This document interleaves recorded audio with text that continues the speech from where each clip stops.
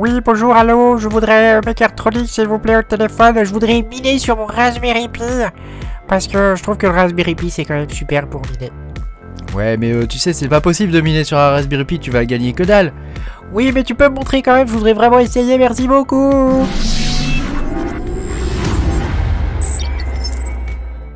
Bonjour les amis, je suis très content de vous retrouver aujourd'hui dans cette nouvelle vidéo où je vais vous expliquer comment on mine du Zephyr sur un Raspberry Pi. Alors ça peut être un Raspberry Pi 5, ça peut être un Raspberry Pi 4. Bon, pour le 3 tu oublies, hein, c'est trop ancien maintenant. Hein. Mais voilà, je vais t'expliquer comment on fait et quels sont les petits trucs qu'on peut utiliser, les lignes de commande à utiliser pour miner dessus. Pense à mettre un petit pouce bleu et à t'abonner à la chaîne si tu n'es pas abonné. Je te rappelle que tu peux me soutenir en cliquant sur le bouton rejoindre sous la vidéo. Tu auras mes vidéos en avance. Donc l'idée c'est de miner avec un Raspberry Pi parce que j'en ai 2 ou 3, tu vois, et ils sont là à rien faire. Donc j'en ai un sur ma Voron. Bon bah lui il bosse, hein. J'en ai un autre qui me sert de Pi-hole, donc lui il bosse aussi, hein, puisque c'est lui qui filtre les requêtes DNS sur mon réseau. Et puis j'en ai un autre, un Raspberry Pi 400, que j'avais acheté à l'époque où les Raspberry Pi étaient très rares, hein, où c'était très difficile d'en trouver.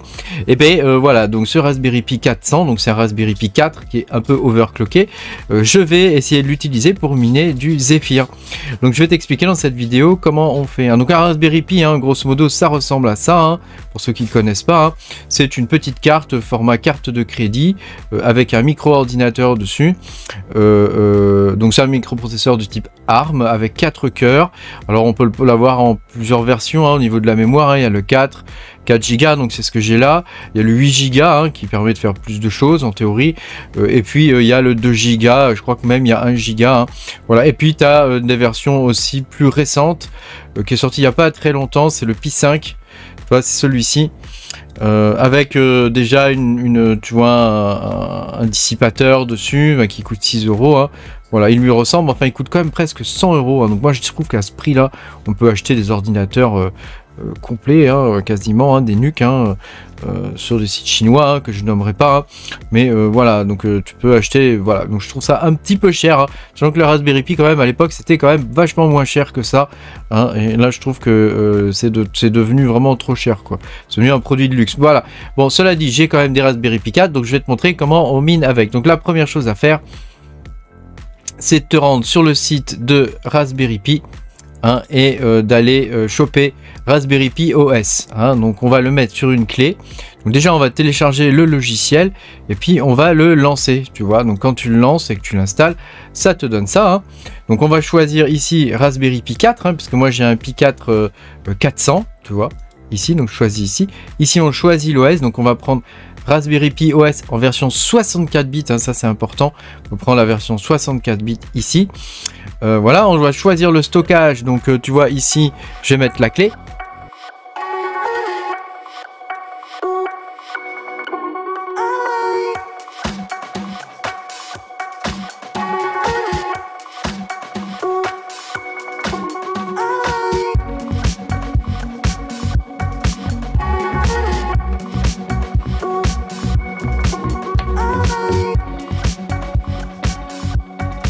Donc voilà, j'ai inséré ma clé, hein, donc c'est un lecteur de carte avec une clé 64 Go, hein, donc je la choisis. Ensuite on fait suivant.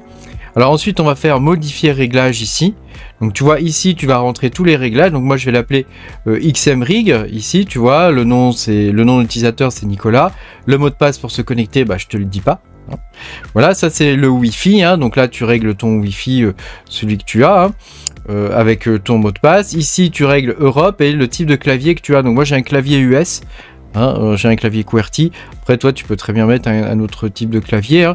Ici les services, il faut que tu actives SSH, hein, parce qu'on va pas brancher d'écran dessus, hein, on va se connecter directement sans écran.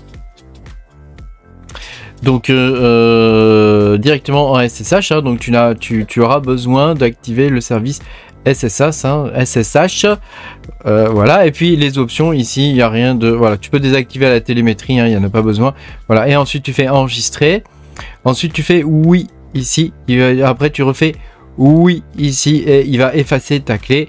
Et alors évidemment là il te propose de formater, tu dis non, hein. il va formater ta clé et puis il va écrire les données dessus. Donc là maintenant, il n'y a plus qu'à poireauter qu'il fasse l'écriture et la vérification.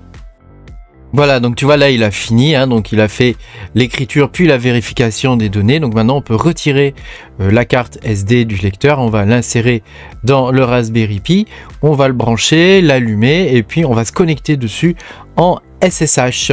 Je vais te montrer comment on fait tout ça.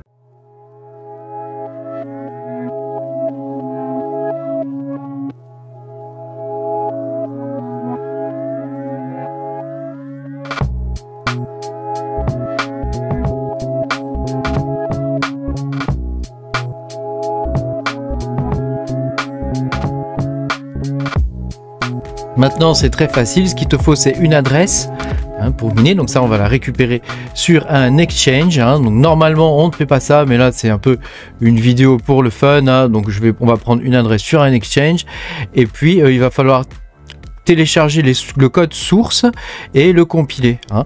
Donc la première chose qu'on va faire maintenant c'est de récupérer une adresse sur un exchange, hein. Donc moi j'ai choisi Xagex parce que c'est un exchange que j'aime bien, hein. Donc tu vas sur Xagex, tu vois ici tu crées un compte, hein, et puis tu fais votre portefeuille ici et tu choisis, tu vois dans la liste ici tu choisis Zephyr, tu tapes Zephyr ou Monero ou le coin que tu souhaites à partir du moment où on peut le miner en random X, hein. Et donc ici tu cliques sur dépôt comme ça, voilà, et ici donc tu auras ton adresse ici, hein.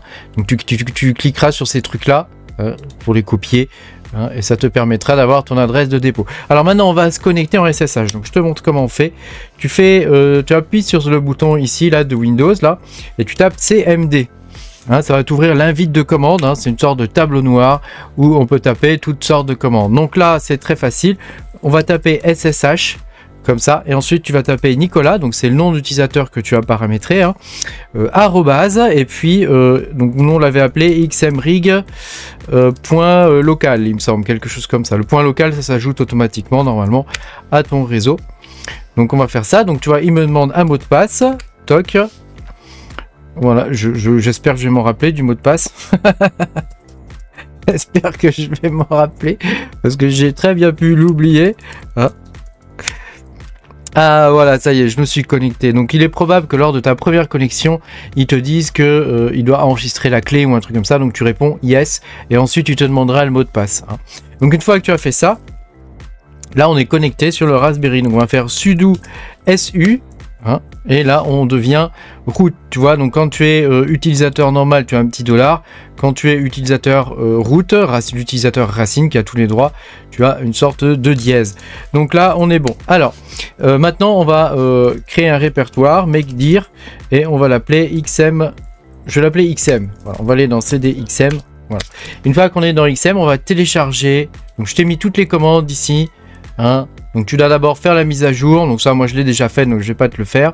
Ensuite tu nettoies les mises à jour, ensuite tu rebootes, hein, donc ça tout ça je vais pas le faire parce que je l'ai déjà fait. Ensuite tu installes toutes sortes de paquets qui servent à la compilation, au développement, hein, de logiciels, hein.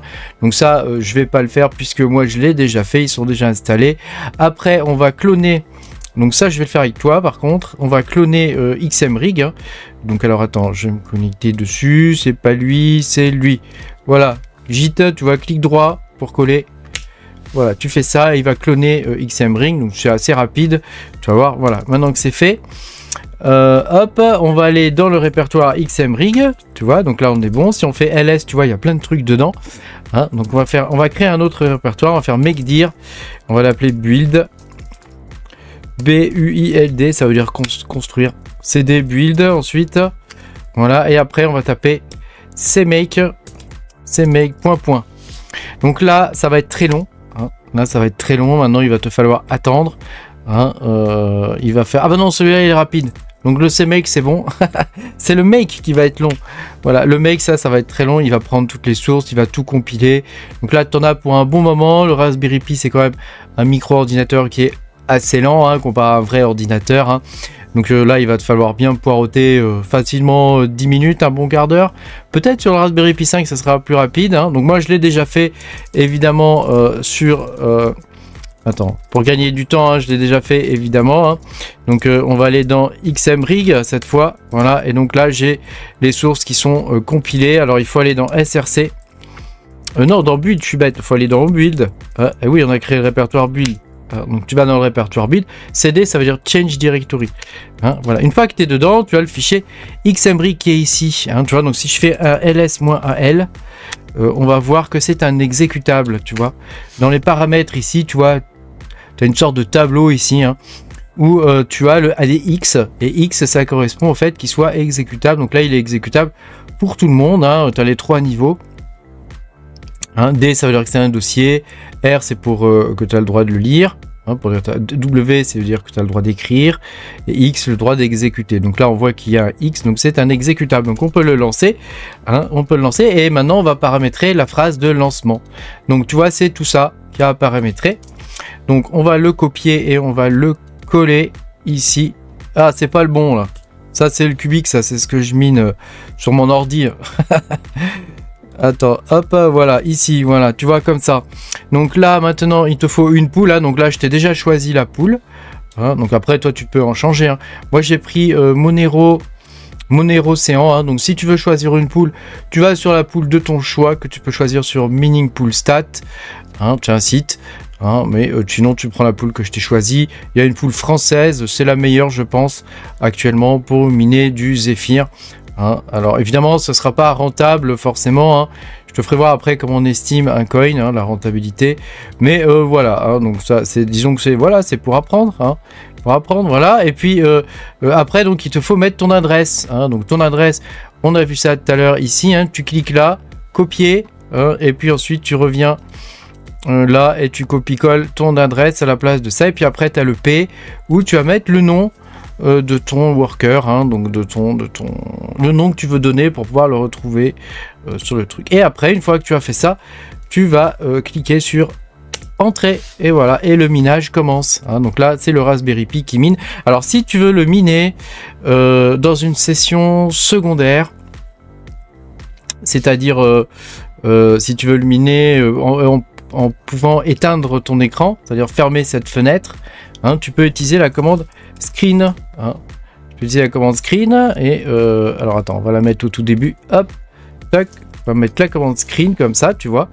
Et en faisant screen, il va le lancer. Ah bah il est pas installé, donc on va faire apt install screen. Hop, tu vois, c'est rapide, hein. Ça s'installe très très vite, hein, mais si on est sur Raspberry Pi, voilà, si tu veux prendre la main à distance et tout ça, c'est pratique et c'est SSH, hein, tu as vu, tu peux tout faire à distance. Là, j'ai pas d'écran de branché dessus, hein, donc voilà, screen, voilà, et donc je le lance, et donc là, il est dans un screen. Donc si je veux quitter le screen, je fais CTRL, je reste appuyé sur CTRL et je fais AD. Voilà, et puis si je veux retrouver le screen, tu vois, là j'ai fait CTRL AD, tu vois, il met detached from blablabla. Si je veux retrouver le screen, je fais screen-R comme ça, et je vais pouvoir retourner dans le screen. Donc là, tu vas voir, il va miner, donc il mine pas très fort, il mine à 78, 76, un truc comme ça, sur les 4 cœurs, hein, donc c'est pas beaucoup. Tu peux estimer la rentabilité avec un site qui s'appelle hashrate.no.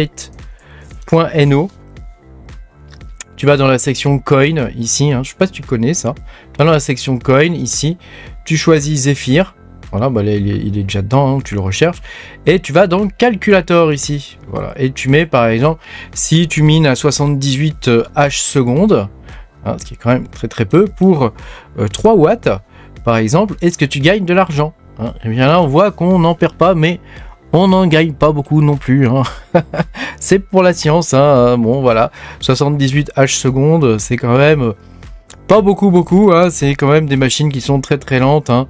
Là, il est à 67 H secondes, c'est encore pire que tout à l'heure. Tout à l'heure il était à 78 quand j'ai miné, et c'est encore pire. Voilà, mais voilà, je te fais ça pour te montrer un peu le processus du minage, t'expliquer un peu comment ça fonctionne, etc.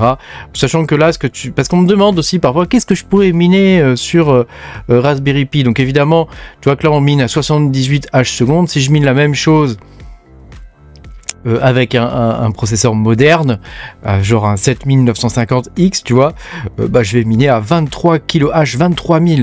T'imagines la différence de puissance qu'il peut y avoir entre les deux machines, hein, c'est un truc de ouf. Hein. Donc évidemment, le Raspberry Pi, c'est sympa pour faire tourner des petits trucs et tout ça, mais dès qu'il s'agit vraiment de calculer des choses, c'est plus vraiment viable, quoi. Hein. Voilà. Après, bon, ça reste sympathique et puis ça permet d'apprendre des choses. Hein.